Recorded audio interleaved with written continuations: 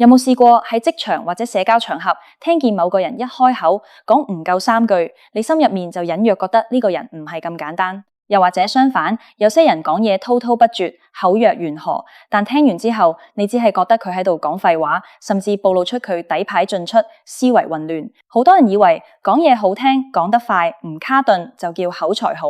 但事實上，真正厲害嘅人往往唔係勝喺口才，而係勝喺佢哋開口之前，個腦已經行咗一套極度精密嘅思考程序。大眾成日有個誤解，覺得講嘢係一種輸出能力，但對於真正高段位嘅人嚟講，說話其實係一種思考嘅鏡子。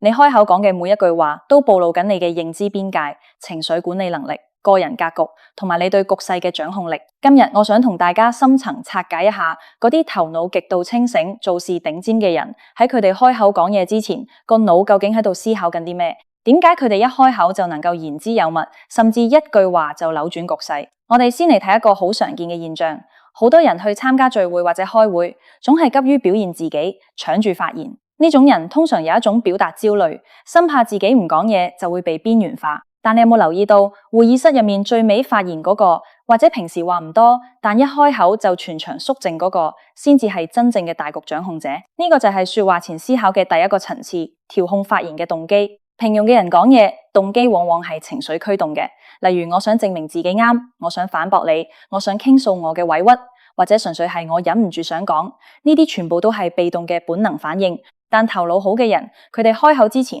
第一個會問自己嘅問題係：我講呢句話最終嘅目的係咩？目的導向嘅思考同情緒導向嘅思考產生的結果係天差地遠嘅。舉個例子，喺職場入面，你嘅下屬或者同事做錯咗嘢，搞到個項目延誤，情緒驅動嘅人開口第一句肯定係指責，你點搞幾？咁簡單嘅嘢都可以做錯，我之前唔係教過你咩？呢句說話講完，發洩咗你當下嘅不滿，但結果呢？對方可能會立起防禦機制，開始起藉口、推卸責任，甚至心生怨恨，而問題依然冇解決。但一個頭腦清醒嘅領導者喺佢開口之前，佢個腦會迅速過濾：我依家開口目的係要發洩情緒，定係要解決問題、挽救項目？如果目的係後者，佢嘅開口方式就會完全不同。佢可能會講：依家情況已經發生咗，我哋先唔追究責任，最緊要係喺未來2個鐘內把損害減到最低。你話我知，依家手頭上仲有咩資源可以調動？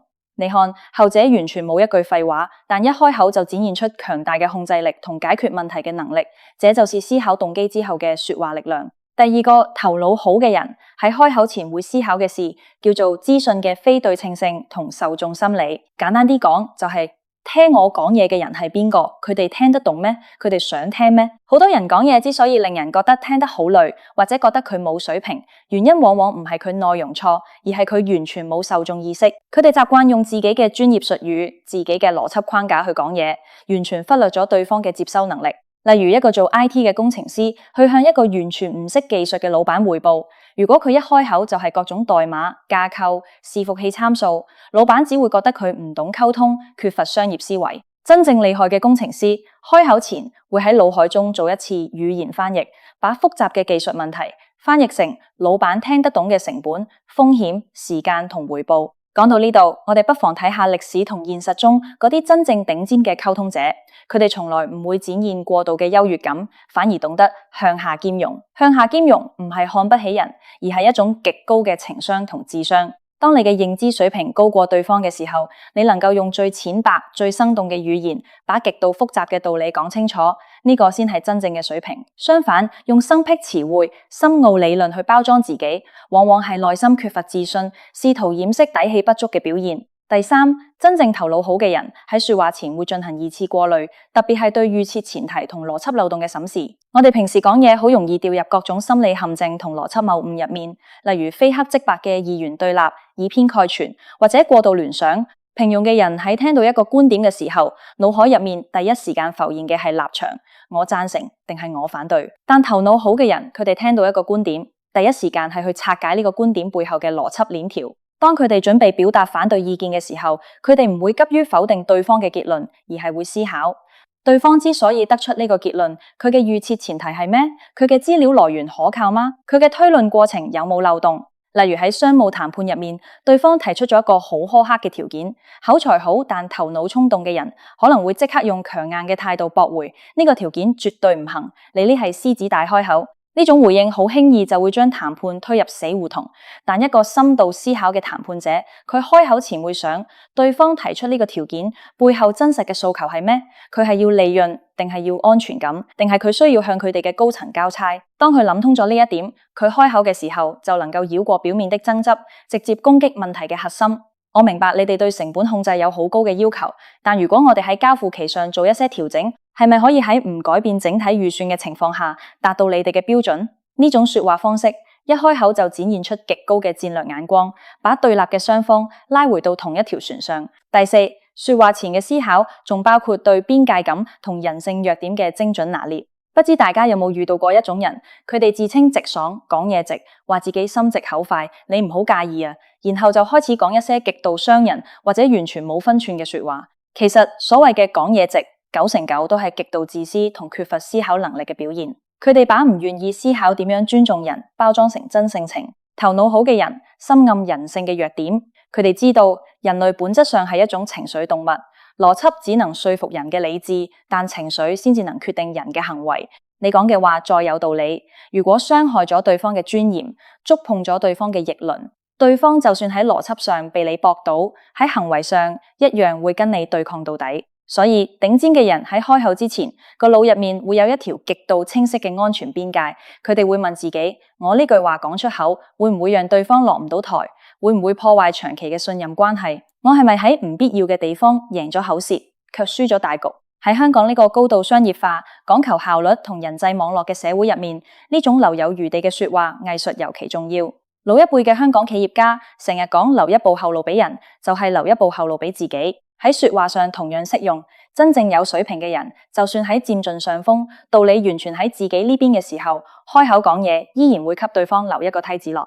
佢哋會用可能我了解得唔夠全面，或者我哋可以換個角度睇呢類緩衝句式，既表達咗自己嘅立場，又維護咗對方嘅面子。呢種不顯山不露水嘅包容力，先係真正令人心服口服嘅軟實力。講到呢度，可能有人會問：如果我每講一句話之前都要諗咁多嘢，咁講嘢唔係好累，仲點樣做到自然流暢？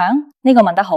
其實呢個就正如學打高爾夫球或者彈鋼琴一樣，一開始嘅時候，你要記住握桿嘅姿勢、揮桿嘅軌跡、站立嘅角度，你會覺得極度僵硬，好唔自然。但當你經過反覆嘅練習，呢套思考流程就會內化成你嘅肌肉記憶。頭腦好嘅人，佢哋嘅思考速度係極快嘅。喺普通人由接收信息到開口回應嘅嗰半秒鐘隙縫入面，佢哋嘅大腦已經完成了分析動機、評估受眾、過濾邏輯、拿捏邊界呢4個步驟。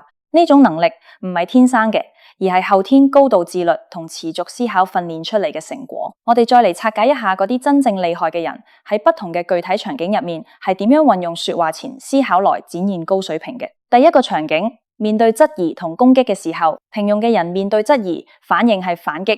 當有人講你呢個方案根本行唔通，太理想化咗，平庸嘅人會立刻抬槓，你又知行唔通，你試過咩？你根本唔懂我嘅思路。呢種回應暴露出嘅係情緒失控同缺乏自信。頭腦好嘅人面對質疑，開口前嘅思考係佢嘅質疑點喺邊度，佢係基於咩事實得出呢個結論嘅？我點樣利用佢嘅質疑來完善我嘅方案，甚至展示我嘅專業？所以佢哋嘅回應通常係定海神針式嘅，佢哋會先認同對方嘅情緒或者關切點。你提出呢個問題非常關鍵，確實，如果喺供應鏈唔穩定嘅情況下，呢個方案嘅風險會好高。呢個亦係我哋團隊之前重點評估過嘅地方。我哋準備咗2個替代預案，你可以睇下。你睇，簡單嘅幾句說話，直接把一場可能爆發嘅口角轉化成咗一場專業嘅學術討論。佢唔單止冇被質疑打倒，反而借力打力，展示咗自己思考嘅周密性。呢種開口嘅水平，高下立判。第二個場景，喺團隊決策同開會發言嘅時候，喺好多公司開會，你總會見到有一類人，每逢討論一個話題，佢哋都會講很多，但講完之後，大家依然唔知佢想表達咩？呢種人嘅問題在於邊諗邊講。佢哋把大腦草稿嘅過程直接喺口入面直播咗出來。頭腦好嘅人喺會議入面通常係最安靜嘅觀察者，喺其他人爭論不休嘅時候，佢哋喺腦海中做緊整理同歸納嘅工作。佢哋會思考大家爭論嘅核心矛盾係咩？有咩共識係已經達成咗嘅？有咩關鍵資訊係大家忽略咗嘅？當佢哋決定開口嘅時候，佢哋嘅發言結構通常非常清晰，甚至直接用上1、2、3嘅邏輯框架。例如佢哋會講，聽咗大家剛才嘅討論，我覺得我哋嘅分歧主要喺3個方面。第一係時間成本，第二係預算分配，第三係風險承擔。關於第一點，呢種發言一開口就幫全場人梳理咗思路，直接把混亂嘅討論拉回正軌。咁樣嘅人喺團隊入面，往往會迅速成為實質上嘅核心同領導者，因為佢哋嘅說話具備極強嘅降噪能力同秩序感。第三個場景，喺日常社交同建立人際關係嘅時候，好多人以為社交就是要展示自己有多厲害、多成功，認識多些大人物。但真正頭腦好嘅人知道，最頂級嘅社交唔係展示自己，而係讓對方感覺良好。喺社交場合開口前，佢哋會思考對方感興趣嘅話題係咩，佢最近有咩值得驕傲或者困擾嘅事，我點樣講話才能給予對方足夠嘅價值感同被尊重感。所以佢哋唔會滔滔不絕講自己嘅輝煌事蹟，反而會成為一個極度出色嘅提問者同傾聽者。佢哋會用高品質嘅提問引導對方分享，然後喺適當嘅時候給予極具穿透力嘅肯定。例如，佢哋唔會只係講你真係厲害呢種泛泛之詞，而係會講你剛才提到喺3年前嗰次轉型入面，喺資源咁匱乏嘅情況下，你竟然敢做出嗰個決定。呢種戰略定力真係好唔簡單。當時你究竟係點樣克服嗰種不確定性嘅？呢句說話一出，對方會立刻覺得你係佢嘅知音，因為你嘅提問表明你唔單止喺度聽佢講嘢，而且你深刻理解佢背後付出嘅努力同思考嘅深度。這就是說話前深入思考過後所產生嘅強大心理共鳴。平庸嘅人情緒干擾度極高，思考深度極淺，所以無論語言多麼花哨，輸出嘅內容依然係低質量的。而真正厲害嘅人，分子無限大，分母無限小。佢哋講出來嘅每一句話都經過咗高度嘅提煉同濃縮，咁樣對於我哋普通人嚟講，點樣喺日常生活中一步步訓練自己說話前思考嘅習慣呢？我建議大家可以從以下3個具體嘅微習慣開始做起。第一，建立3秒鐘停頓機制。從今日開始，無論喺任何場合，當別人講完話，或者當你想表達一個觀點嘅時候，喺開口之前，喺心入面數3秒。呢3秒鐘嘅停頓作用係巨大嘅。第一，佢可以強制切斷你嘅本能情緒反應，給大腦理性思考爭取時間。第二，喺對方看來，你呢3秒鐘嘅停頓代表着你喺認真對待佢嘅話，代表住你嘅沉穩同尊重。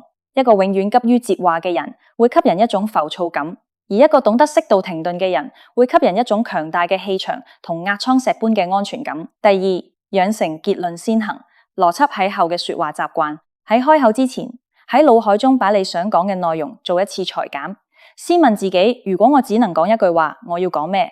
呢句話就是你嘅核心結論。喺日常匯報或者溝通入面，養成先講結論，再講原因同細節嘅習慣。例如，我建議我哋暫緩呢個項目，原因有3點，而不是因為最近市場環境唔好，加上供應商那邊出咗點問題，而且我哋嘅預算也有點緊，所以我覺得係咪可以考慮下暫緩？前者一開口就展現出清晰嘅邏輯，後者則讓人聽得雲裏霧裏。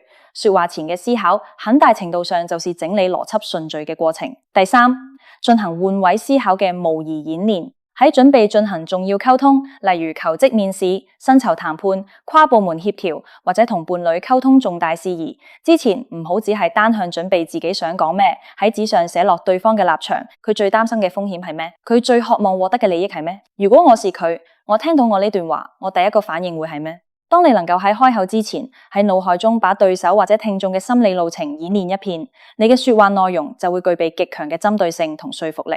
你不再係喺度對牛彈琴，而係喺度精準打擊。講到最後，我想同大家分享一個非常深刻嘅體會。好多人一生都在追求口才，去報各種演講班、溝通技巧班，學各種話術、套路、辯論技巧。但如果你仔細觀察身邊那些真正靠個人魅力同能力取得巨大成功嘅人，你會發現佢哋往往極少使用套路，甚至佢哋嘅說話速度好慢，語氣好平實，因為佢哋明白一個真理。說話嘅本質唔係技能嘅展示，而係認知嘅輸出。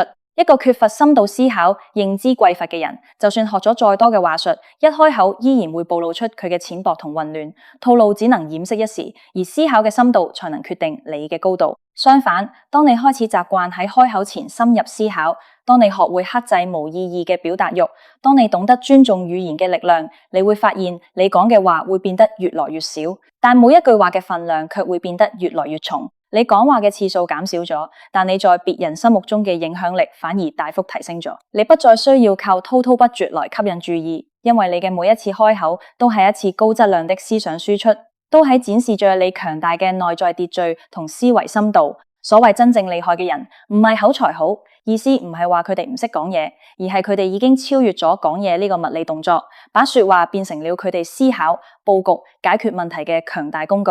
希望今日嘅分享能夠俾大家喺日常嘅溝通同思考上帶來一啲啟發。由今日開始，試下喺每一次開口之前，給大腦幾秒鐘嘅思考時間。你會發現，當你開始掌控自己嘅語言，你亦都開始掌控自己嘅人生同影響力。感謝大家嘅收聽，我哋下期再見。